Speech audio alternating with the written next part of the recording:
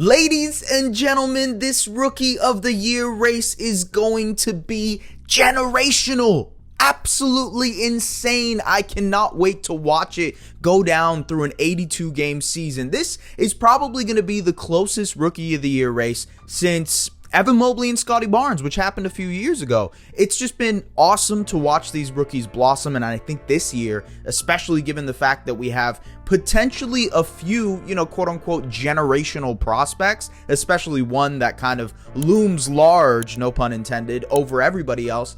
It is going to be an awesome race. I cannot wait to watch it, and let's break down exactly how this thing is going to go down. Victor Wembanyama is the start. He is the be-all and end-all when it comes to the Rookie of the Year conversation, just because of the fact that he is a generational prospect, maybe the most hyped prospect since LeBron James in 2003. The anticipation has been an all-time high. I was having a discussion with my group chat earlier about where do you compare Wemby's hype to some of the other players that we've seen in Zion, in Cade, in AD about 10 years ago. Where does this compare? And it's number one, ladies and gentlemen. It is more hype than Zion ever had. It's more hype than Cade or literally anybody else. He is, other than LeBron in 2003, which was just insane if you weren't there. I mean, I was only 9-10 years old, and that's what got me into the sport. LeBron and his craziness in the NBA draft, I still remember the all-white suit.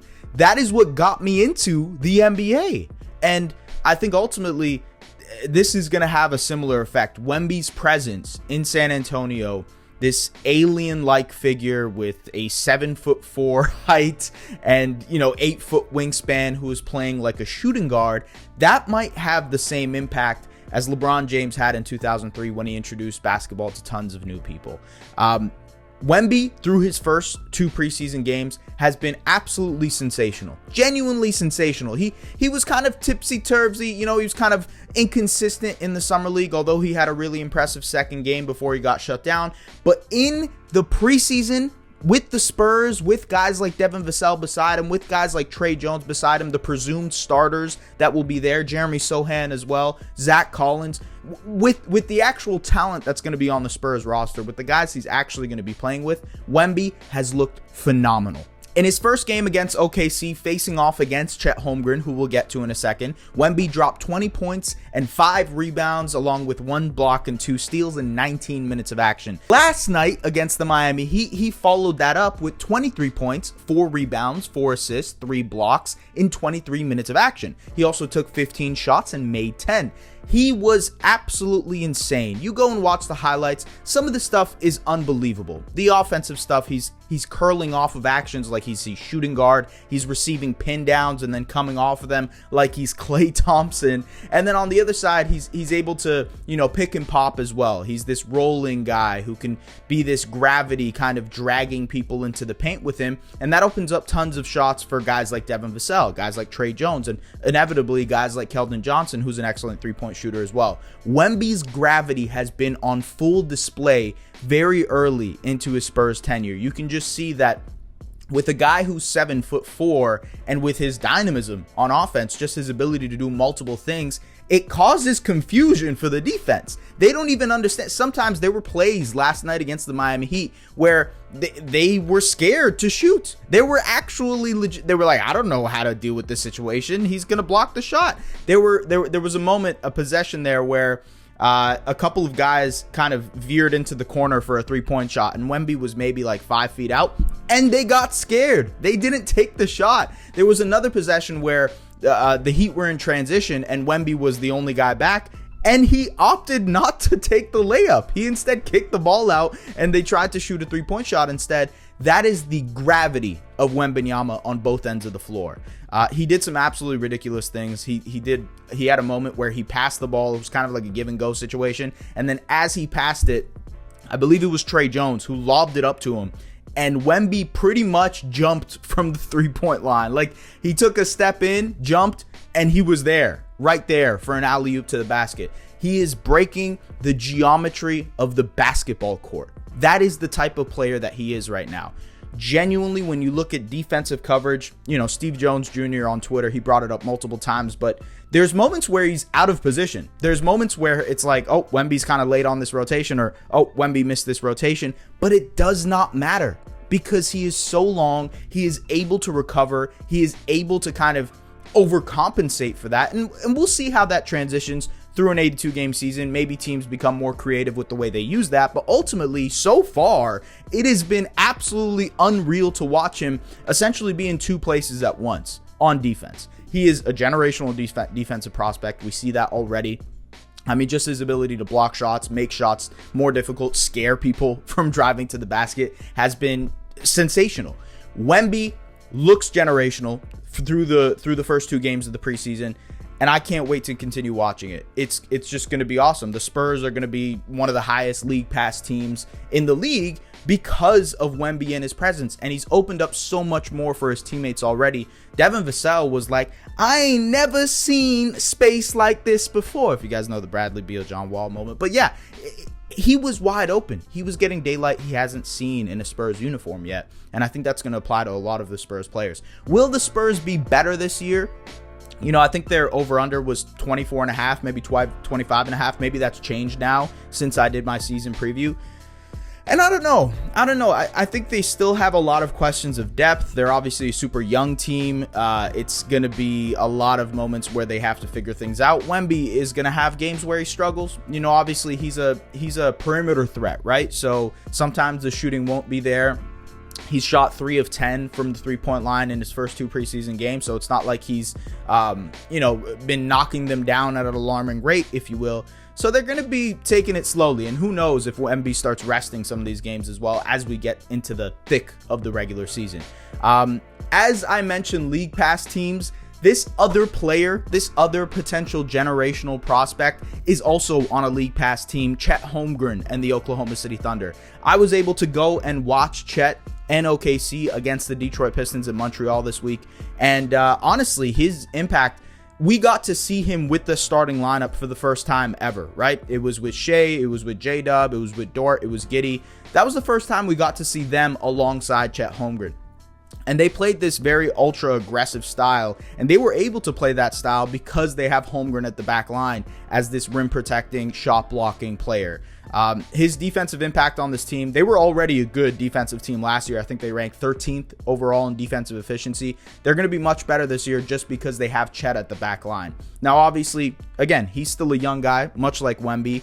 He is able to do some of the things Wemby can do because he's 7'2". He can recover. He can be out of position and still make really timely blocks and contest shots. But ultimately, I think there is going to be a hurdle for him to get to a point where he's very, very elite defensively, because the big man position is the hardest thing to learn on the defensive end. You're learning multiple coverages, whether it's a drop, being at the level, switching, etc., etc.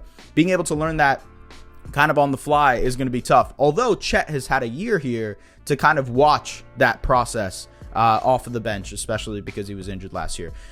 When it comes to the offensive side of the ball, Chet is really intriguing for this team. He's already shown that he's a pick and pop threat. He can kind of stretch the floor for this team, and that's going to be huge for the starting lineup. There aren't too many shooters in that starting lineup. Shea is obviously improving on that end. Giddey is not a shooter yet in his career. J-Dub is improving on that end. Dort is pretty inconsistent as a shooter so far. So adding Chet Holmgren as this sort of stretch 5, stretch 4 is going to be really cool to kind of expand the area of which OKC can operate in offensively, much like Wemby, in the sense that he's going to change the geometry of the floor for the Thunder.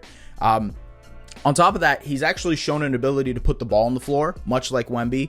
And it's fun because you have two guys who are very, very similar. Obviously, Wemby is a traditional rookie coming into the league. He is 7'4" versus Chet being 7'1", 7'2", so he obviously has a height advantage as well.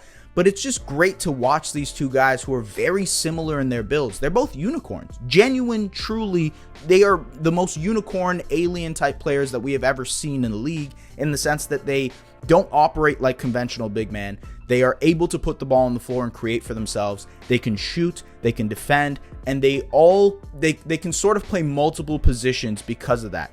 This is what makes this Rookie of the Year race so damn generational, because you have two guys who play similarly, who are in similar positions, actually in the same conference and in the same area of the country, and they're going to be facing off a lot of times this season. You know, they're going to have their matchups. They already have a quote-unquote rivalry. They played already in the preseason. They had that U19 game, USA versus France. There's a little bit of a rivalry brewing here, and that's why this Rookie of the Year race is going to be so generational.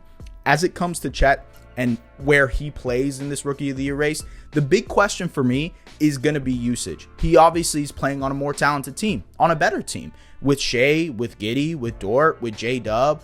I don't know if there's going to be the offensive usage, the productivity, so to speak, for him to be involved in the Rookie of the Year race, much like Wemby, because from what we've seen for the first 2 games with Wemby and the Spurs, they are running tons of actions through him.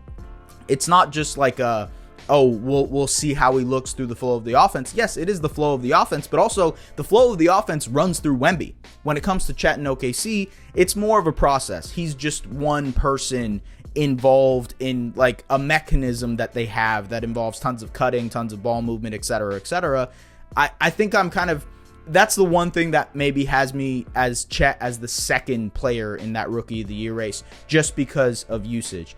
And it's funny because beside these 2 giants, we have a guard in Portland that might have an equal claim to the Rookie of the Year this year in Scoot Henderson. Scoot was awesome in his second preseason game against Phoenix. He had 22 points, 4 rebounds, 4 assists in 31 minutes a night.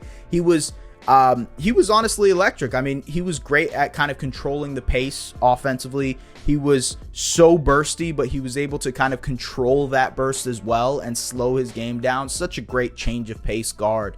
And I think that's going to be a really, really important factor because he's playing with guys who can maybe help him shine a little bit more. I think DeAndre Ayton, his screening ability, Rob Williams, Time Lord, his screening ability is going to open up a lot for Scoot Henderson. And beside that, he's playing with guys like Anthony Simons and Shaedon Sharpe to kind of play finishers that he can feast off of. He can create open shots for.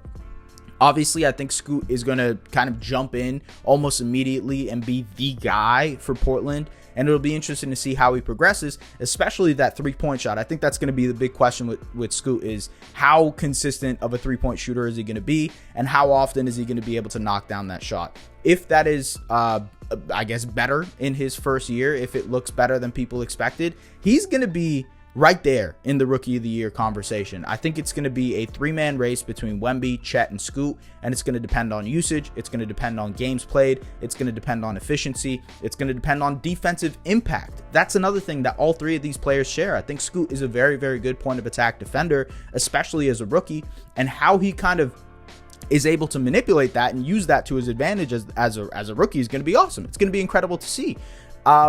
There are other players that could potentially get involved in this race. There's obviously Brandon Miller for the Hornets. I think he's going to have a lot of usage. He's going to have a lot of opportunities. The Thompson brothers in Houston and in Detroit will have tons of opportunities. It looks like Ausar is going to be the starter in Detroit in game 1, which is going to open up tons of opportunities for him to get there. He looks like he is a defensive monster already just because of his size and his physicality. So maybe there's room for him to be involved in this race. Bilal Coulibaly, he had an awesome game, an awesome preseason game for the Wizards already. He was a defensive monster, but he was able to make shots and be this sort of two-way player for them. Maybe he blossoms and becomes this player for the Wizards, you know, in his rookie season. Maybe guys like Grady Dick, maybe guys like Derek Lively, who might be the starting center for the Dallas Mavericks this year, can get into this race as well. But in my opinion, it starts with the 3-headed monster at the top, which is Scoot Henderson, Chet Holmgren, and Victor Wembanyama. And for most people, it's going to be between the 2 unicorns in Chet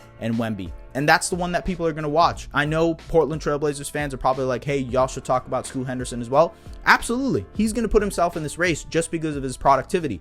But what people want to see, what people are excited to see, is going to be Wemby versus Chet, the 2 unicorns facing off against each other in this Rookie of the Year race, and it's going to make it that much more special. Thank you very much for tapping in to the SDPN little report thing that we have here. As always, if you can, like, subscribe, comment, do the things you guys always do, and we'll see you guys later. Take care.